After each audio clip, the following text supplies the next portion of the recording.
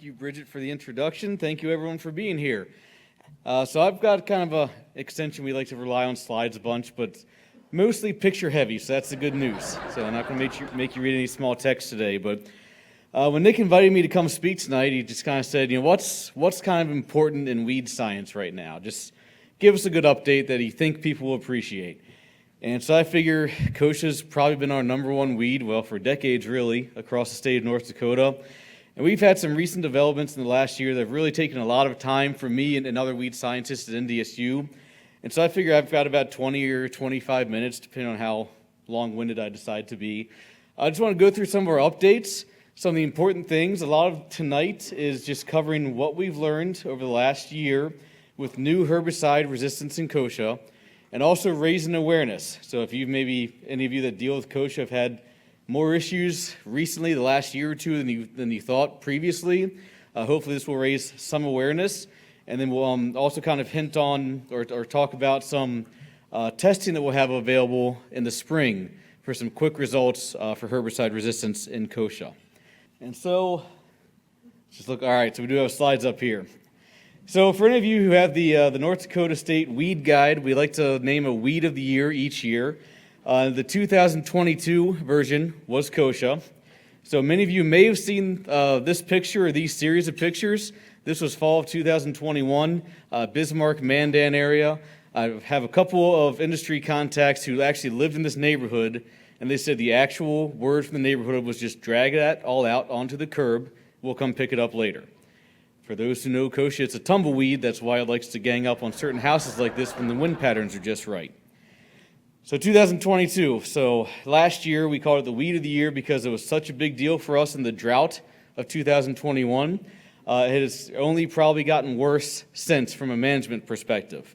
So you'll be really the first crowd to know the 2024 Weed Guide, when that comes out late in December, Kochia will again be the Weed of the Year. So I want to highlight a clip because when a weed makes the news, it's always important for me to kind of highlight that weed making the news. Soybean farmers out in the fields this week and are fighting a tough weed, they say, during this 2023 harvest. Some farmers say the weed Kochia has been bad this year and believe it's going to get worse in the future. So I have a little bit of education to do about how to pronounce that word, but I'll give the news anchor there some credit. I actually went into Google and typed in how do you pronounce Kochia, and it said Kochia as well. So I have to educate those at Google as well how to pronounce this weed.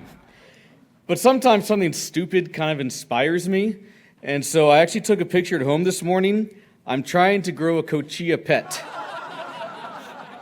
and it's working. In the middle part of that picture there's little stems elongating. I planted Kochia on a chia pet about a week ago, and Kochia is now growing on my chia pet at home under a grow lamp. So that's what a weed scientist actually uses a grow lamp for, in case you were wondering. All right, so now just kind of into the crux of what I want to discuss about resistance and what's been our major issue evolving over the last year or two.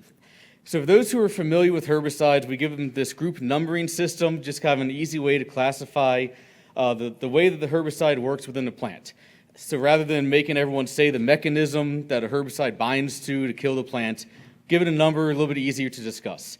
So the group 14 herbicides we use a lot in our broadleaf crops like soybean, by far the biggest acreage, but we rely a lot on these group 14 herbicides for basically any broadleaf crop that we grow in the state. What we've had develop is resistance to some of these herbicides. And so I figured the best way to discuss this problem is to walk you through how we kind of learned about it in the last 24 months. But I'm starting at the end. So this is a map that we have of any county that is in green, we know has this group 14 resistant kochia that I'm about to discuss. It's not every population within that county. If a county isn't green, that doesn't mean it's not there, it just means we haven't confirmed it yet. I know some phone calls with folks in Montana, South Dakota, plenty of concerning populations in those areas. Up in Saskatchewan, they've also confirmed this. So potentially a lot more widespread than this map, just again confirming this is where we know populations exist. I'm going to walk you through how this developed over the last, this is really the last 12 months of what we've done at NDSU as a collective group. Many of you might know the name Dr. Brian Jenks. He's based out of the Minot Research Station. A lot of the greenhouse pictures I'll be showing are some research he has conducted. First brought to our attention some commercial complaints that AIM in a burn down situation was not controlling kochia. So Brian collected a bunch of seed with some industry help, brought it in the greenhouse. What this picture on the slide is showing, the far left column of plant is a susceptible check. And so in this case, 1 ounce and 2 ounces of AIM, or our 1 and our 2x rate, completely killed every plant in that population. The other 4 columns, there's a town name at the bottom. That's the general area where we collected the population. In that case, basically 1 and a 2 ounce rate of AIM did next to nothing. First signs of resistance. Sharpen, another herbicide, has been on the market for about a decade. Very useful for us in a burn down situation. Same kind of results, a little bit more activity, but still the plants are surviving and going on to produce seed. The next step that Brian took was, all right, so that's 1 and a 2x rate. Sometimes weird things happen and we can actually still control plants using higher rates. So he went from a 1 to a 16 ounce or 16x rate of AIM. That's what this picture shows. A susceptible plant on the bottom row on the front part of that picture. The back row is the resistant population, and up to 16 ounces of AIM also did not touch it. So very high level of resistance is what we were looking at. And then kind of the final step to confirm resistance in our case was going through a full dose response. So here's just looking at Sharpen. The bottom 2 populations in a row are 2 susceptible populations. The top 2 are these resistant populations. From left to right, we have no Sharpen applied to 100 ounces per acre of Sharpen. In this picture on the top, there are 2 surviving plants at 31 ounces of Sharpen per acre. This picture doesn't have any survivors, but we did have plants survive 100 ounces of Sharpen per acre. Close enough to say a gallon per acre of Sharpen won't control this population. For those who work with that product, know the price of that product, you can go broke and still not control kochia if you're just trying Sharpen on these 2 populations. So that got us kind of to the official confirmation of at least AIM and Sharpen resistance in populations of kochia. Now we wanted to go a little bit further. Those are just 2 of our Group 14 herbicides that we use primarily in a burn down situation. For those folks who grow soybean, dry edible beans as well, Flexstar or Reflex, a very common herbicide that we use. A lot of times when we talk about Group 14 resistant weeds, we talk about something like water hemp, and we usually say Flexstar doesn't work. Well, in these kochia populations, Flexstar did work. And so that's why I had the Monty Python on the last screen. For us, this was kind of completely different as far as trying to characterize what does and does not work as far as this class of chemistry. And so this next slide, don't expect you to read anything into this. This is just a map of all the different individual active ingredients within this class of chemistry on the market today. There's a couple different colors on the screen. On the bottom left is a gray color. This is what we call the diphenyl ethers. Flexstar is in this class, and there's 4 other chemicals there with it. I'm just kind of teasing that now because the diphenyl ethers, turns out, does control these populations. Every other molecule on that screen, we have some issues. I want to delve a little bit further into that. So there's a few more pictures here. This was kind of a full characterization of not all those chemicals on the last screen, but about 10 of them. The individual trade names are in white on the bottom, but the main thing here, this is a susceptible population, and every product we tried controlled it. The green plants were where we didn't spray a herbicide. This is just one of our resistant populations, although every population responded exactly the same, which is pretty interesting from our standpoint. Usually you have a little bit of variation when it comes to resistance or when we're first learning about a new resistance. In this case, every population was just about the same. So the very bottom row, what we're looking at is that bottom left corner is no herbicide. The 3 dead pots next to it are Flexstar, Cobra, and Blazer, 3 of our diphenyl ethers. They all still work on these kochia populations. We did apply Spartan and Valor, foliar Lee. So those are typically residual products we apply to bare soil. But in this case, we can get some activity. We stunted the kochia using those as a post-emergent application. 4 other products that are on the screen. Sharpen, Reviton's a newer product on the market, very similar to Sharpen. And then Vita and AIM, 2 of these other Group 14s that we use in a burn down situation, basically no control. This basically encompasses most classes of this chemistry that we can use in crop or burn down, and really only those three really soybean herbicides work in this post-emergence setting. So our next question, that's post-emergence, foliar applications.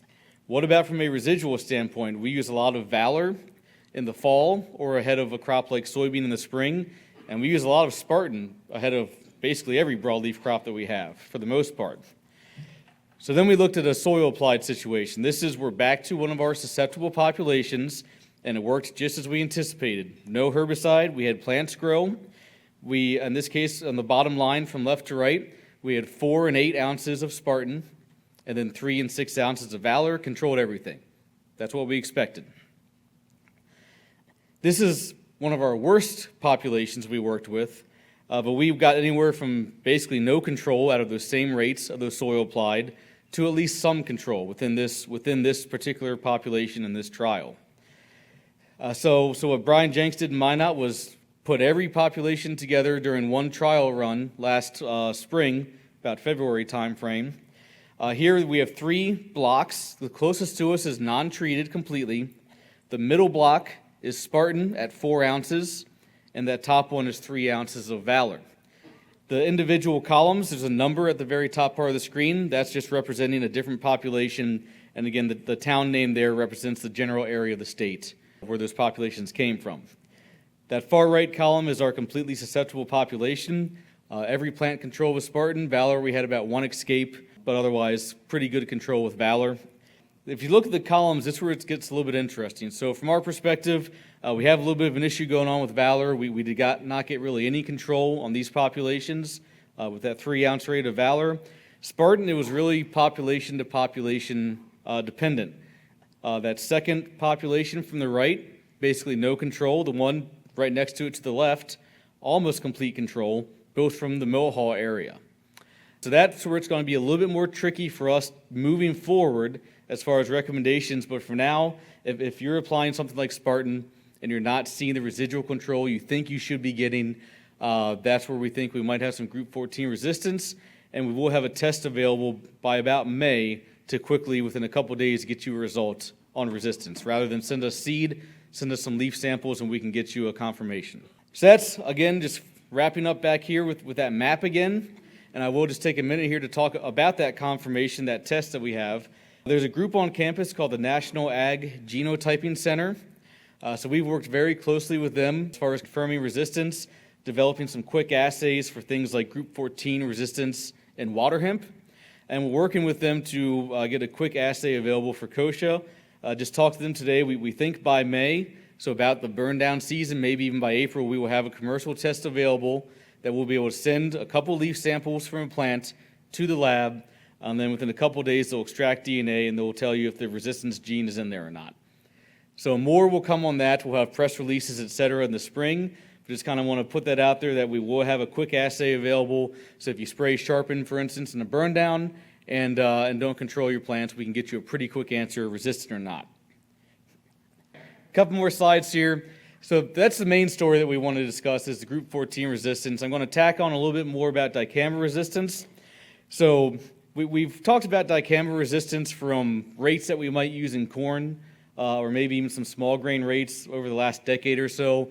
What I'm talking about tonight is what our use rate in an Extend soybean system, which is about a half pound per acre rate, so higher than we would use in small grains or corn.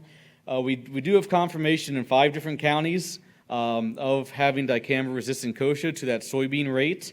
Again, not every population in these counties, and just because a county isn't red doesn't mean it does not exist there. Here's just what we know.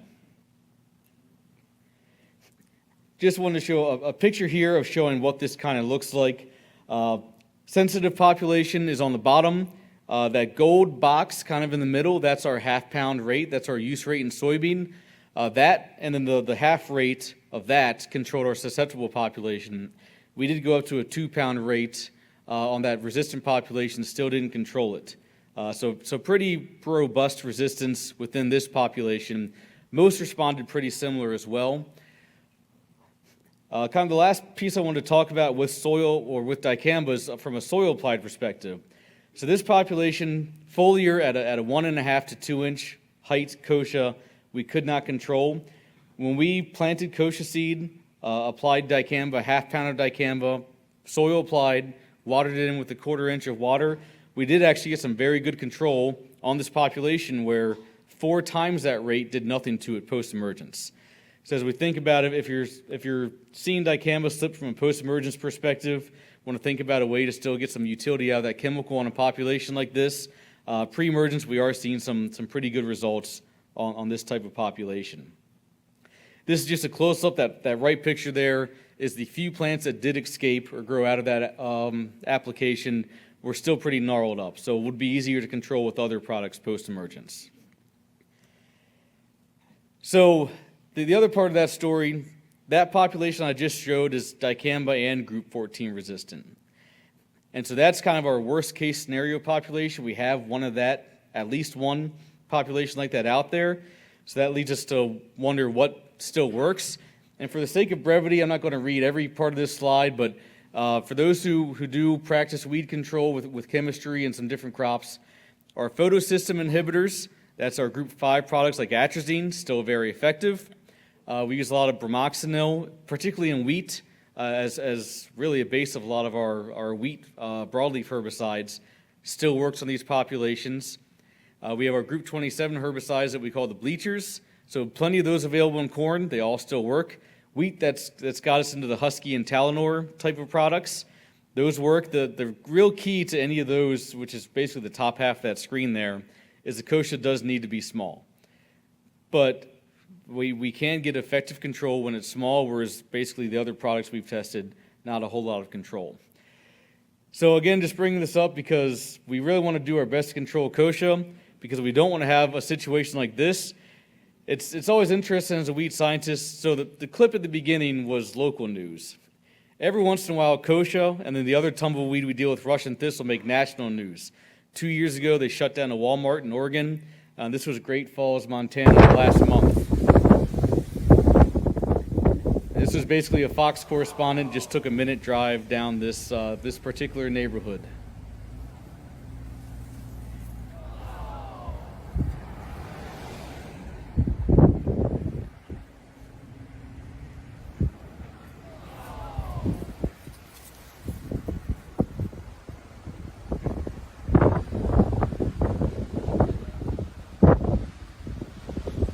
Don't worry, there's still half a block to go.